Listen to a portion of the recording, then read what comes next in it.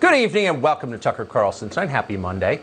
One of the great unsolved mysteries of the past 4 years is why certain types of people with certain types of jobs hate Donald Trump so much, really hate him, obsess over him, think about him when they wake up in the morning, would hurt him if they could. Why the fixation? It has nothing to do with the reasons that normal people sometimes get annoyed with Trump, the bragging, the short attention span, the rants on Twitter. None of that justifies hatred or obsession. Plenty of politicians have unappealing personal qualities. Teddy Kennedy killed a woman, and he's still a hero to the Democratic Party. No, the reason the ruling class despises Donald Trump is because they can't control him. Trump throws the bit. He refuses to mouth their lyrics. He will not obey. At any moment, Donald Trump is liable to come out with something that you're absolutely not allowed to say. Borders make countries, for example. China is our enemy. Whoopi Goldberg isn't that funny. All of it undeniably true, and that's the point and the problem. Trump's words hang in the air for all to see and to assess, and they are therefore a massive threat to people whose livelihoods depend upon fraud and lying. Trump is the most dangerous to his enemies when he tells the truth. In fact, they're his enemies precisely because sometimes he does tell the truth, and he did it the other day. On Friday, the president gave a speech at Mount Rushmore. He spoke eloquently about the BLM riots and what they mean for the country. Here's part of it. Make no mistake, this left-wing cultural revolution is designed to overthrow the American Revolution. In so doing, they would destroy the very civilization that rescued billions from poverty, disease, violence, and hunger, and that lifted humanity to new heights of achievement, discovery, and progress. To make this possible, they are determined to tear down every statue, symbol, and memory of our national heritage. Our national heritage, it's something we can be proud of. This country defeated both fascism and communism. Our revolution inspired democratic revolutions around the world, from South America to India. Even today, pro-freedom demonstrators in Hong Kong, where the stakes are very high, wave the American flag to express their hope and their defiance. Our economy and our schools created the world's first and the greatest educated middle class. Our engineers and our scientists invented the airplane and the transistor and virtually everything else in modern life. They also transformed agriculture. They ended famine on most of the globe. Our richest citizens became famous not for the palaces they built to themselves, but for the philanthropy they gave to others. Andrew Carnegie built countless libraries for the poor. John D. Rockefeller eradicated hookworm in the South. These are not the deeds of an evil country. They're the accomplishments of a great country. Yet, as the president pointed out, American school children learn virtually none of this. Instead, our curricula have become a toxic mix of lies and omission, all of it designed to poison our children against the country that formed them. Against every law of society and nature, our children are taught in school to hate their own country and to believe that the men and women who built it were not heroes, but that were villains. The radical view of American history is a web of lies. All perspective is removed, every virtue is obscured, every motive is twisted, every fact is distorted, and every flaw is magnified until the history is purged and the record is disfigured beyond all recognition.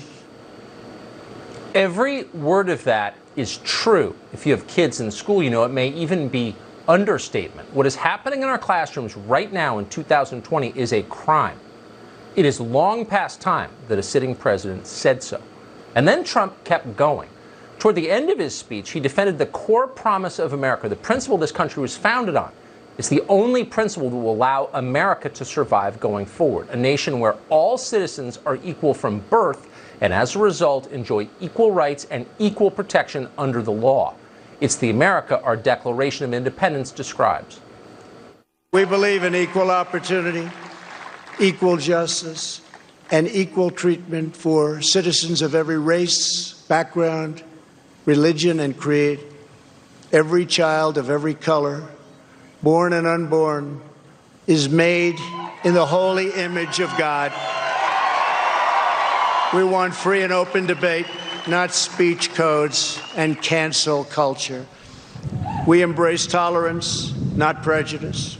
We support the courageous men and women of law enforcement.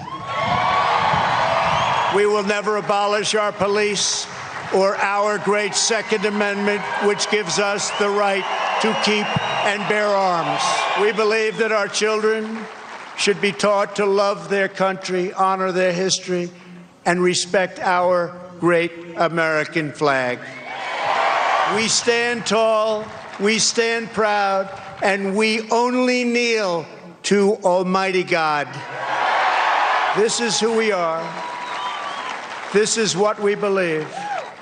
And these are the values that will guide us as we strive to build an even better and greater future. We almost never play sound bites that are that long. Politicians rarely give speeches worthy of it. Most what they say is garbage, and we don't want to repeat it. But Friday's address at Mount Rushmore was probably the single best speech Donald Trump has ever given. It was a roadmap for his reelection message, but more than that, it was a roadmap for the country itself. Equality, decency, pride in our nation. Those were the themes. Naturally, the liars on television deeply hated every word of it. There's really a myth of America, that this idea that America treated people well, that they treated men and women equally, that we founded this country just by our own wits, that is actually a lie. And much of American political propaganda over the course of our history has tried to completely erase, ignore, lie about the ugly parts of our history. Mount Rushmore isn't exactly the innocent ode to our founding fathers as described in our textbooks, and it's high time we disrupt that false narrative that far too many people believe. Here we are, celebrating the birth of a nation, independence for white men, at a site described by one Native American activist as, quote, a symbol of white supremacy. If you spent the rest of your life trying to locate, to identify the worst people in this country of 330 million, you couldn't get a purer distillation than what you just saw. These people are liars. They're the same people who spent the last month telling you that the riots you saw live on television were actually peaceful protests against racism. That was a lie. They knew it was a lie when they said it, but they said it anyway in order to undermine a country that they hate. Yes, hate. America deserves to be in flames. That is their view. And this weekend, they said it essentially out loud. Mount Rushmore, they told us, must go. It is illegitimate, just like the nation it celebrates. President Trump will be at Mount Rushmore, where he'll be standing in front of a monument of two slave owners and on land wrestled away from Native Americans. With these founding fathers, with these monuments that we don't want to forget, what do we do with them? Maybe they don't stand in the town square, but should they stand anywhere? Should we demolish them? It's been polluted. It's been desecrated by putting these slave-owning, racist, horrible, horrible white men in 60-foot statues on this wall. When you look at this place, this land, the Black Hills, the history is a dark one. But it's not just the land that has been stolen in a place like Mount Rushmore in the Black Hills. It's the theft of history, the theft of the narrative. It's worth reminding folks that the man who carved the monument behind me had deep ties to the KKK. The mother of all photo ops, Mount Rushmore. And we know why this president just can't resist going there. So Mount Rushmore is now a symbol of evil, just like your nation. Where's this all going? As writer Matt Taibbi put it, quote, CNN even put independence in quotes when describing the holiday.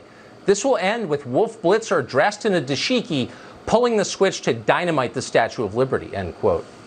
Pretty funny, but suddenly it's getting easier to imagine that happening.